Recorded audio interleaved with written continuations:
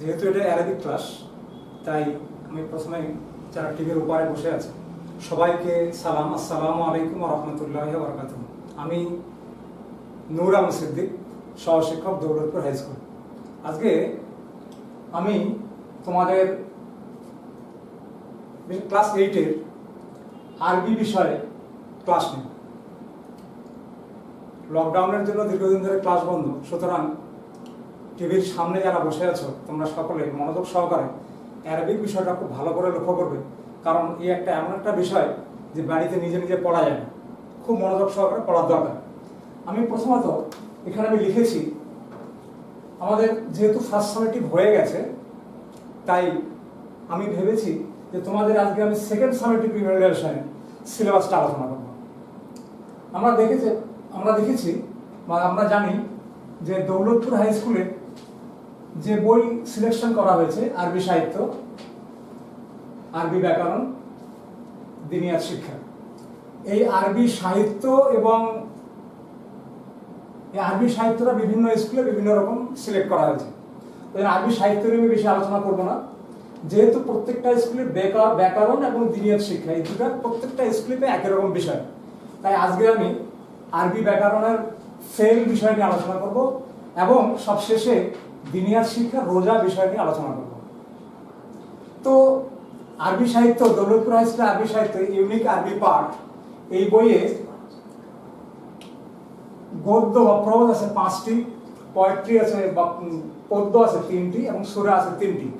প্রত্যেক ছাত্রছাত্রীকে বলা হচ্ছে প্রত্যেকেই যেন এগুলো নিজেরা বাড়িতে পড়ে, এবং আজকে এই ব্যাকরণ বিষয়ে আলোচনা করবো। এক্সাম্পল ফেল বা বাংলায় বলছে ক্রিয়া এবং ইংরেজিতে ভাগ, এটা নিয়ে আলোচনা করব এবং সবশেষে দিনিয়াত। তাহলে আমি প্রথমেই চলে আসি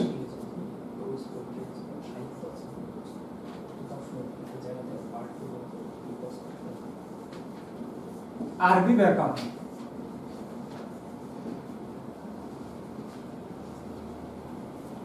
আরবি ব্যাকরণ আমাদের জানার দরকার। বাংলায় যেমন আমরা বাংলা ব্যাকরণ পড়ি, যে বই পাঠ করলে বাংলা ভালোভাবে শুদ্ধভাবে পড়া যায়, বোঝা যায়, লেখা যায়, তাকে আমরা আরবি বাংলা ব্যাকরণ বলি। ঠিক অনুরূপ আরবিতে আমরা কি বলবো? কাওয়াইদুল আরাবিয়া।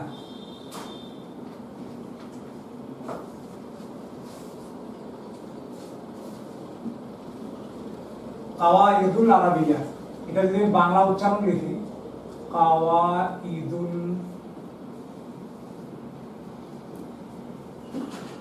আরাবিয়া, তাহলে কি হলো? যে বই পাঠ করলে, যে আরবি বই পাঠ করলে আরবি ভালোভাবে লিখতে এবং পড়তে পারা যায়, সেই বইটাকে আমরা কি বলবো? কাওয়াইদুল আরাবিয়া। এই কাওয়াইদুল আরাবিয়া বা আরবি ব্যাকরণকে 5টি শ্রেণীতে 5টি ভাগে ভাগ করা হয়েছে।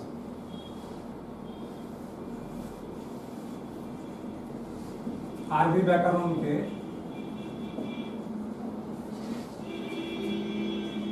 5টি শ্রেণীতে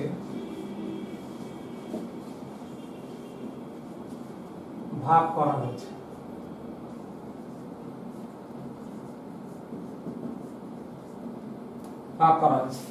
যথা: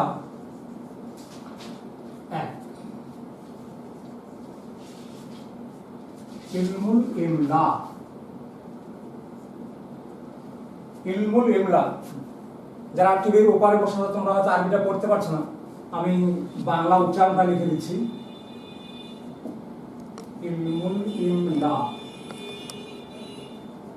ইলমুল ইমলা, এটাকে আমরা বলছি বর্ণ প্রকরণ। বর্ণ প্রকরণ। 2 নম্বরে ইলমুল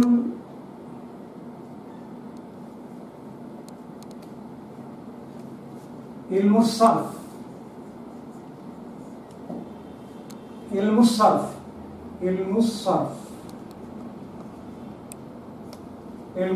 এটাকে আমরা বলছি শব্দ বা পদ প্রকরণ। তারপরে 3 নম্বর আছে ইলমুন নাহু।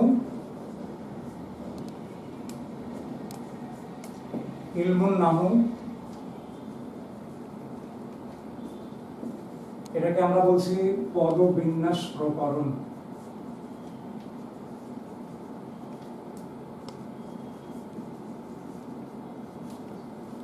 তারপরে আছে ইলমুল উরুজ।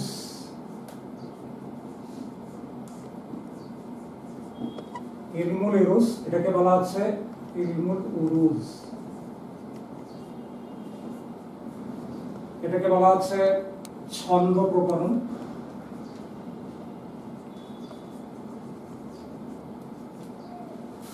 আর 5 নম্বরে আছে ইলমুল বয়ান।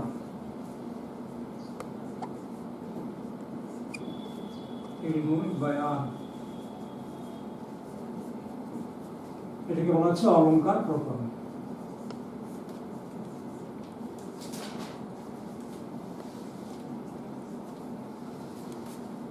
ইলমুল ইলমা এটা ক্লাস 7 এর পাঠ্য, ক্লাস 7 এর পাঠ্য, এটা তোমাদের পড়া হয়ে গেছে, সুতরাং এটা নিয়ে আলোচনা করব না।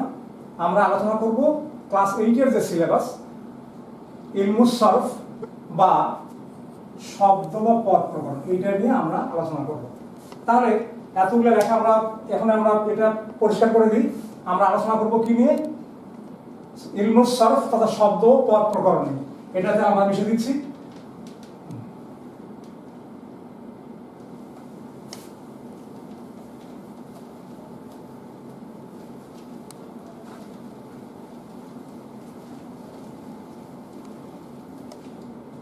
দেখো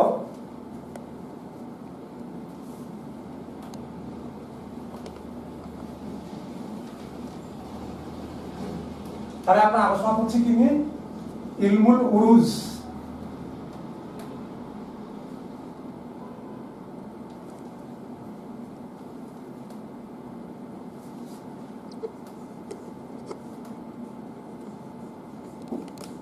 ইলমুস সরফ বা শব্দ বা পদ প্রকরণ।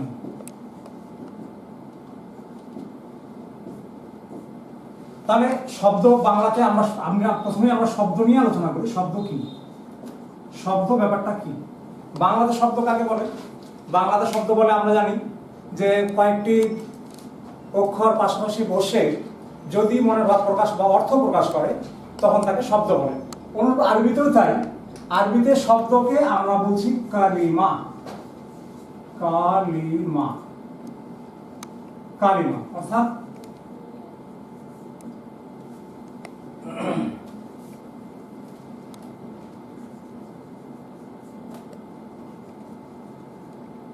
কালিমা।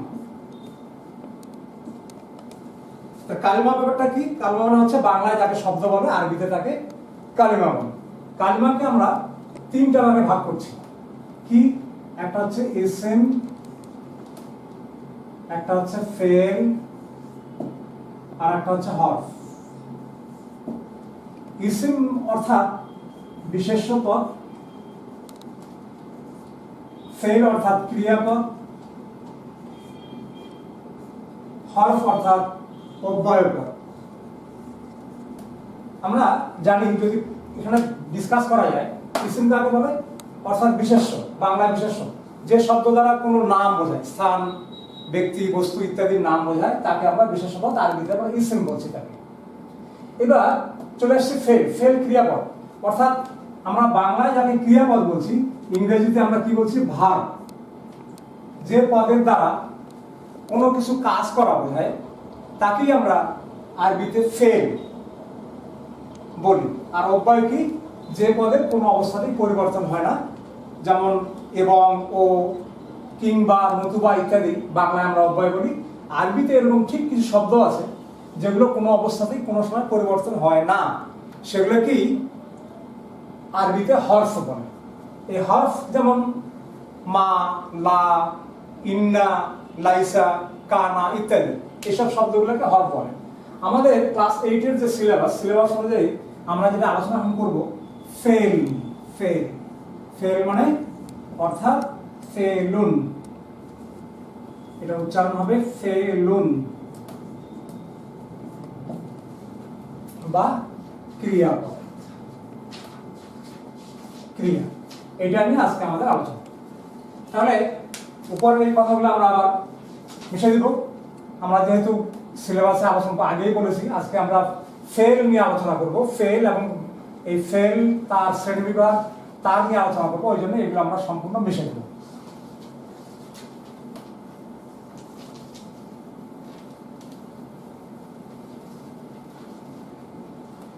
তাহলে চলে আসি ফেল।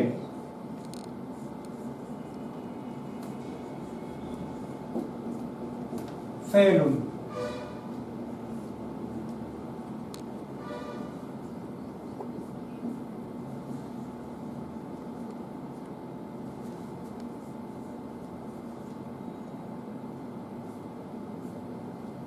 প্রথমে আমরা জানবো এটা কাকে বলে, অর্থাৎ সংজ্ঞা। সংজ্ঞাটা আমরা যদি বাংলায় বলি যে ক্রিয়াপদ কাকে বলে, অর্থাৎ যে শব্দ দ্বারা কোনো কিছু কাজ করা বোঝায়, হওয়া, করা, খাওয়া, ঘুমা ইত্যাদি যে কোনো কাজ করা বোঝায়, আমরা বাংলায় তাকে কি বলি? বাংলায় আমরা তাকে বলি ক্রিয়াপদ। ইংরেজিতে আমরা ভার্ব বলি। অনুরূপভাবে আরবিতে যে শব্দ দ্বারা, এখানে যদি আমরা ভালোভাবে লিখে দিই সংজ্ঞাটা, তাহলে মনে হয় তোমাদের পক্ষে আরো বেশি সহজ হয়ে যাবে। তা আমি একটু লিখে দিই কেমন কি হবে। আমি যদি লিখে এখন লক্ষ্য করে না, বোর্ডের দিকে লক্ষ্য করে না, যে শব্দ দ্বারা তিন কাল মানে তিন কালের,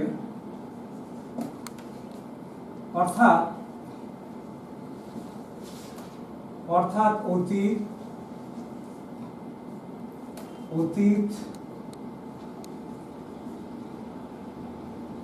বর্তমান ও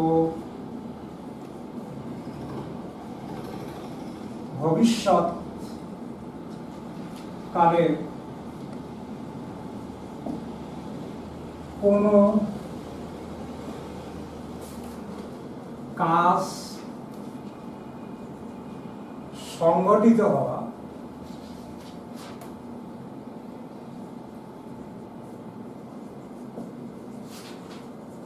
সংগঠিত হওয়ার অর্থ বোঝায়, তাকে ফেল বা ক্রিয়া বলে। তাহলে পরিষ্কার হয়ে গেল তোমাদের কাছে ফেল কাকে বলে। আশা করা যায় তোমরা সবাই বুঝতে পেরে গেছো ফেল এই শব্দটা কি। আমি আগেই বললাম যে কালিমা হচ্ছে শব্দ, কালিমাকে তিন ভাগে ভাগ করা হয়েছে, ইসম, ফেল, হরফ। ইসম হচ্ছে বিশেষ্য পদ, তারপরে চলে আসলো ফেল হচ্ছে ক্রিয়াপদ। আমরা ক্রিয়াপদ নিয়ে আলোচনা করছি। ক্রিয়াপদে তাহলে ক্রিয়াপদের সংজ্ঞা আমি কি বললাম? যে শব্দ দ্বারা তিন কাল মানে অতীতকাল, বর্তমানকাল, ভবিষ্যৎকাল, এই তিনটা কালের কোনো কাজ, যে কোনো কাজ সংগঠিত হওয়ার অর্থ বোঝায়, তাকে ফেল বা ক্রিয়াপদ বলে। যেমন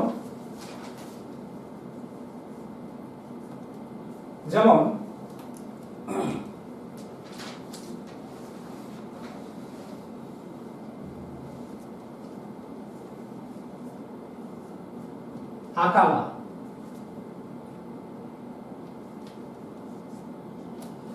ইয়াশরিব, ইজহাব। আমি কথাটা আরবিতে লিখেছি। আকালা মানে খাওয়া, খেয়েছে, সে খেয়েছে, অর্থাৎ সে খেয়েছে, এটা কি বোঝা গেল? অতীতকাল, সে খেয়ে নিয়েছে। আমি বললাম ইয়াশরিব, সে পান করছে বা করবে, তাহলে কি বোঝা গেল? বর্তমানকাল বা ভবিষ্যৎকাল। আর একটা ইজহাব, এখানে কি বোঝা যাচ্ছে? আদেশ করছে, তুমি যাও, অনুরোধ করছে, তুমি যাও। তাহলে আমরা এখানে এই পদ অনুযায়ী এখানে তিন রকমের একটা কাল পেলাম আমরা। তাহলে তিন রকমের একটা মানে ক্রিয়া পেলাম। কি পেলাম? আকালা, তুমি খাও, অর্থাৎ অতীতকাল। ইয়াশরিব, তুমি পান করছো বা করবে। আর আছে ইজহাব, তুমি যাও। এই যে তিন রকম কথা পেলাম, তাহলে আমরা ফেলের শ্রেণী বিভাগ করছি, তাহলে আমরা ক্লিয়ার করতে পারবো। ফেল তাহলে কি দাঁড়ালো? কাল অনুযায়ী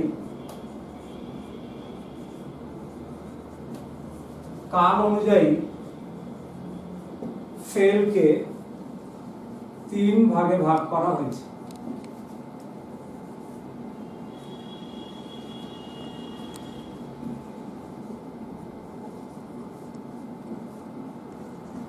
তিন ভাগে ভাগ কি বললাম? কাল অনুযায়ী, কাল মানে অর্থাৎ অতীতকাল, বর্তমানকাল, ভবিষ্যৎকাল, এই কাল অনুযায়ী এই ফেলকে কভাবে ভাগ করা হয়েছে তিন ভাগে। তিন ভাগে কি কি? আমি এক নম্বরে চলে আসি। প্রথম হচ্ছে মাজি, আরবিতে বলছে মাজি, এটা বাংলা উচ্চারণ আমি লিখলাম মাজি, অর্থাৎ এটাকে আমরা বাংলায় বলছি অতীতকাল। অতীতকাল। দুই নম্বর হচ্ছে মুজারে,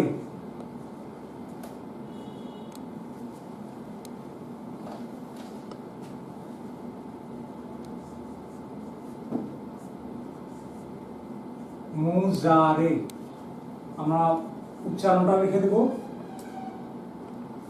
মুজারে। এটা একসঙ্গে দুটা কাল, একটা হচ্ছে বর্তমানও হতে পারে, আবার ভবিষ্যৎও হতে পারে। আর তিন নম্বর হচ্ছে আমার।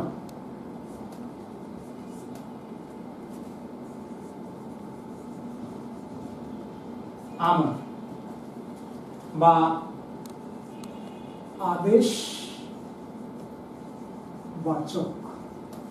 আমরা লক্ষ্য করি, আমি প্রথমে কি বললাম? কাল অনুযায়ী ফেলকে তিন ভাগে ভাগ করা হয়েছে। তাহলে প্রথমে কি বললাম? মাজি অর্থাৎ অতীতকাল। আমি একটা উদাহরণ দিয়েছি, উদাহরণ যদি লিখি জারাবা, জারাবা অর্থাৎ জারাবা, তাকে মারা হয়েছে, তাকে মেরেছে, অর্থাৎ মেরেছে, এটা অতীতকাল, মাজির উদাহরণ। মুজারে, তাহলে এটা ইয়াজরিব, ইয়াজরিবু অর্থাৎ তাকে মারছে বা মারা হবে।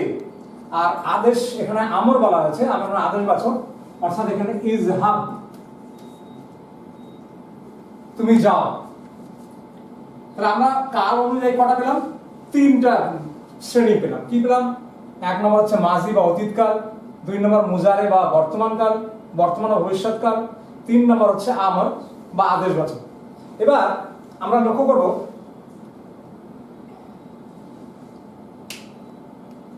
আমরা এর পরে কাল অনুযায়ী হয়ে গেল, এবার আমরা দেখব কর্ম অনুযায়ী।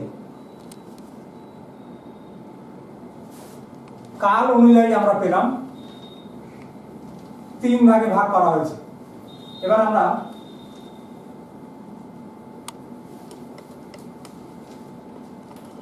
কর্ম অনুযায়ী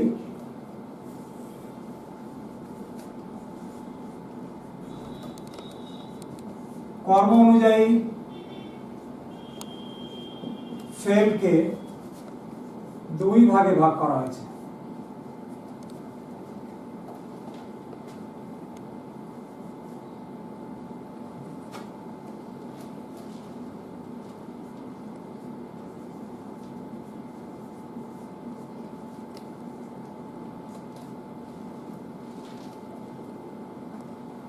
যথা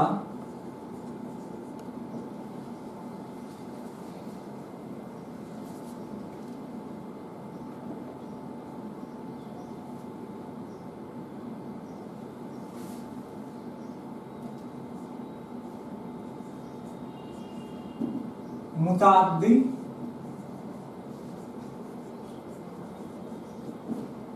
মুতাআদ্দি, আর দুই নম্বর হচ্ছে লাজিম। অর্থাৎ মুতাআদ্দি কাকে বলছে? এটাকে বাংলায় বলছে সকর্মক্রিয়া, সকর্মক্রিয়া, আর এটাকে বলছে অকর্মক্রিয়া।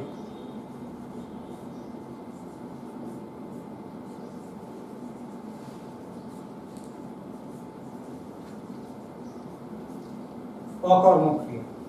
তাহলে আমরা কি পেলাম? কর্মপদ অনুযায়ী ফেলকে দুই ভাগে ভাগ করা হয়েছে। একটা হচ্ছে ফেলে মুতাআদ্দি, আর একটা হচ্ছে ফেলে লাজিম। ফেলে মুতাআদ্দি কি? সকর্মক্রিয়া, যে বাক্যটার মধ্যে কর্মপদ উপস্থিত থাকবে তাকে বলছে ফেলে মুতাআদ্দি, আর যেখানে কর্মপদ উপস্থিত থাকবে না সেটা হচ্ছে ফেলে লাজিম। তাহলে এটার উদাহরণ কি দেব?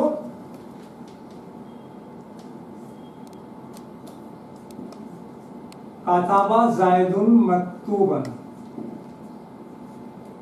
অর্থাৎ জায়েদ চিঠি লিখলো। এখানে লক্ষ্য করা যাক, জায়েদ লিখলো চিঠি। এখানে মকতুবান শব্দটা চিঠি লিখলো, অর্থাৎ এখানে কর্ম উপস্থিত আছে, এখানে কর্মপদ। আর কাতাবা যেহেতু লিখলো, এটা হচ্ছে মুতাআদ্দি, ফেলে মুতাআদ্দি, ফেলে মুতাআদ্দি। বোঝাতে পারলাম কিনা আরেকবার বলছি। কর্ম অনুযায়ী ফেলকে দুই ভাগে ভাগ করা হয়েছে, একটা হচ্ছে ফেলে মুতাআদ্দি, একটা হচ্ছে ফেলে লাজিম। তাহলে মুতাআদ্দি কাকে বলছে? বাংলা আমরা সকর্ম ক্রিয়া বলছি, অর্থাৎ যে ক্রিয়া, যে বাক্যের সঙ্গে ক্রিয়াপদে কর্মপদ উপস্থিত আছে তাকে আমরা সকর্ম ক্রিয়া বা মুতাআদ্দি বলছি। এবং যে বাক্যে বা যে ক্রিয়াপদে নেই, কর্মপদ উপস্থিত নেই, সেখানে শুধুমাত্র কর্তা দিয়ে কাজ করা বোঝাচ্ছে, তাকেই বলছে ফেলে লাজিম। অর্থাৎ জাহাবা খালিদ, জায়েদ গেল। বোঝা যাচ্ছে কিনা আরেকবার নতুন করে বলি, জাহাবা খালিদ অর্থাৎ জায়েদ গেল। লক্ষ্য করা যাক, এখানে কিন্তু কর্মপদ উপস্থিত নেই, জায়েদ গেল। এখানে কর্তা এবং কাজ, ক্রিয়াপদ দুটো উপস্থিত, যার কারণে এখানে এটা ফেলে মুতাআদ্দি হলো না। আমরা কি পেলাম? প্রথমে বললাম কাল অনুযায়ী ফেলকে তিন ভাগে ভাগ করা হয়েছে, তারপরে আমরা দেখলাম কর্ম অনুযায়ী ফেলকে দুই ভাগে ভাগ করা হয়েছে, তারপরেও আবার মূল অক্ষর অনুযায়ী, এবার আমরা দেখব মূল অক্ষর অনুযায়ী ফেলকে দুই ভাগে ভাগ করা হয়েছে। মূল অক্ষর অনুযায়ী, মূল অক্ষর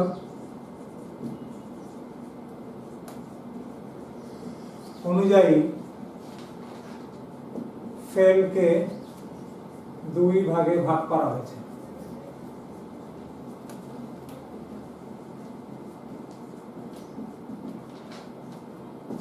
যথা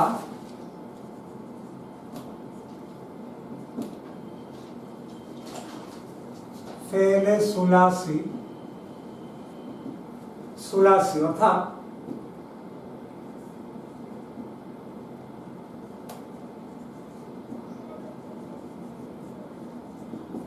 ফেলে সুলাসি অর্থাৎ তিন অক্ষর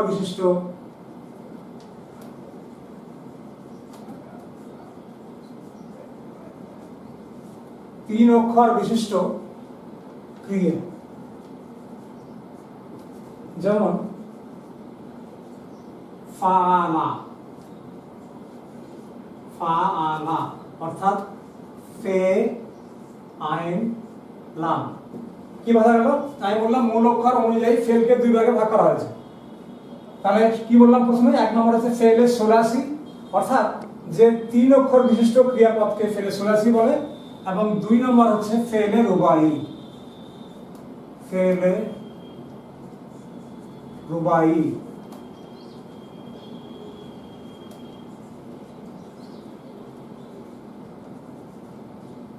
রুবাই অর্থাৎ চার অক্ষর বিশিষ্ট ক্রিয়াপদ।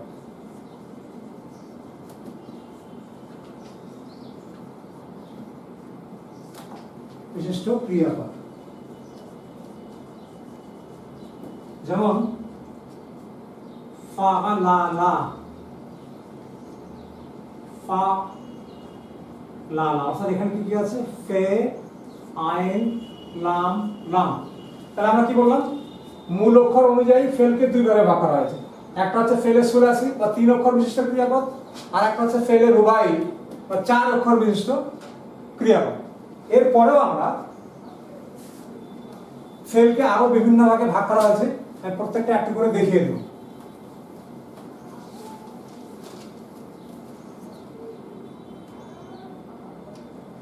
এবার যতগুলো ক্রিয়াপদ আছে সকল ফেল বা ক্রিয়াপদকে দুই ভাগে ভাগ করা হয়েছে।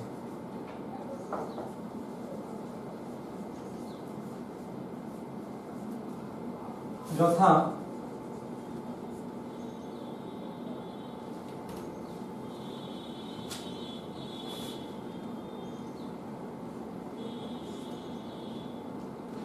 মুসবাত, এক নম্বর হচ্ছে মুসবাত, মুসবাত, দুই নম্বর হচ্ছে মানফি। মুসবাত আর মানফি। তাহলে মুসবাত অর্থাৎ হ্যাঁ বাচক ক্রিয়াপদ, হ্যাঁ বাচক, আর মানফি হচ্ছে না বাচক। স্বাভাবিক, এটা বুঝতে খুব অসুবিধা হবে না। মুসবাত যে ক্রিয়াপদ দ্বারা হ্যাঁ বোঝা যায়, হ্যাঁ বোঝা যায় তাকেই বলা হচ্ছে মুসবাত। অর্থাৎ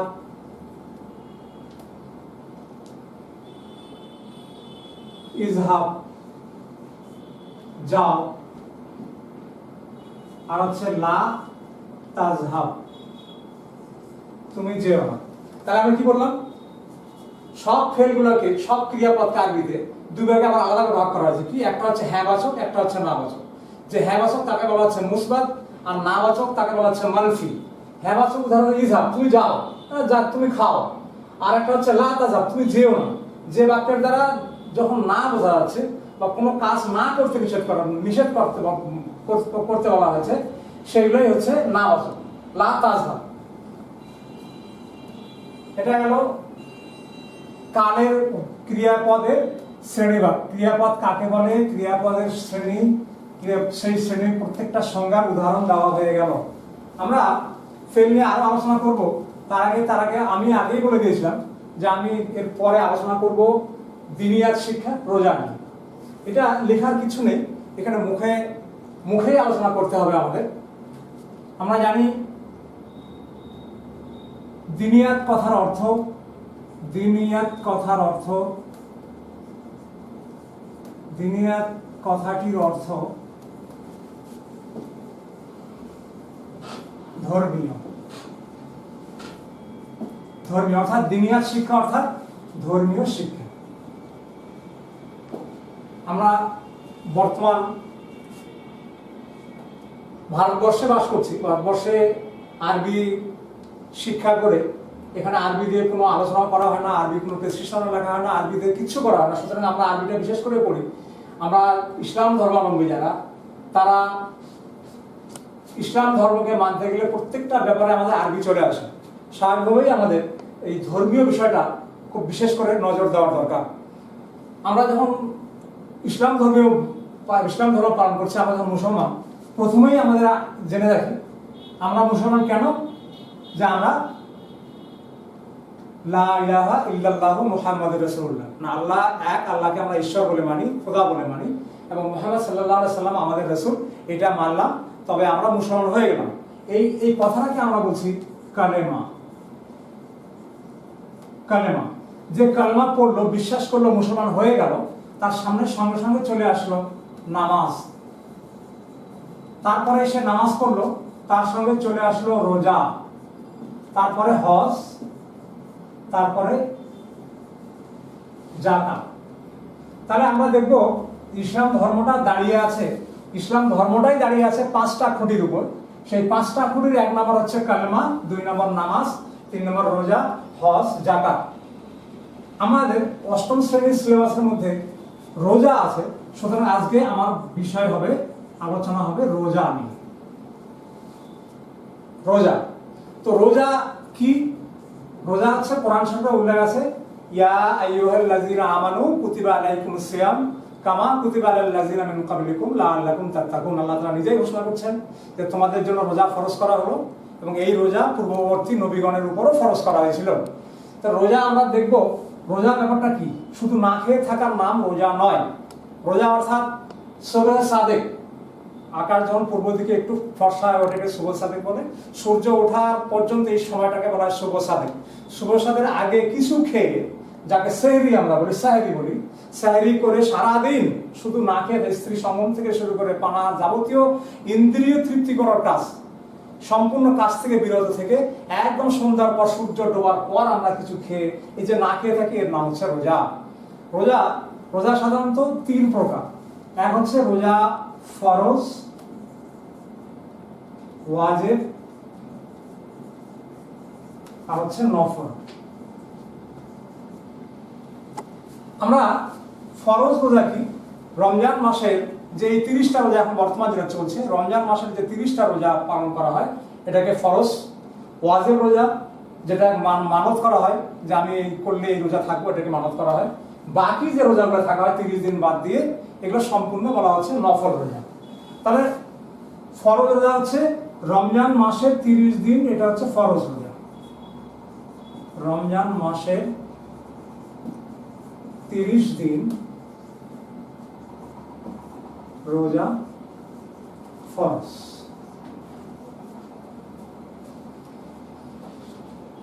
আচ্ছা, আজকে এ পর্যন্তই, সময় শেষ হয়ে গেছে। আমি আশা করবো পরে যখন ক্লাস পাবো এরপর আরো বিস্তারিতভাবে আলোচনা করব। তার জন্য তোমরা অপেক্ষা করে থাকবে এবং বাড়িতে পড়বে, প্রত্যেকটা বই ফলো করবে। এবং এই বিষয়টা সকলের জন্য, ছাত্র থেকে শুরু করে যারা বাবা মা বাড়িতে যারা আছেন সবার জন্য একই নিয়ম। সুতরাং তোমরা বাবা মার সঙ্গে আলোচনা করবে, আলোচনা করে এই বিষয়টা নিয়ে আরো ভালো করে আমি আসবো, এর পরের ক্লাসে আরো ভালো করে বিস্তারিত বুঝিয়ে দেবো। আসসালামু আলাইকুম।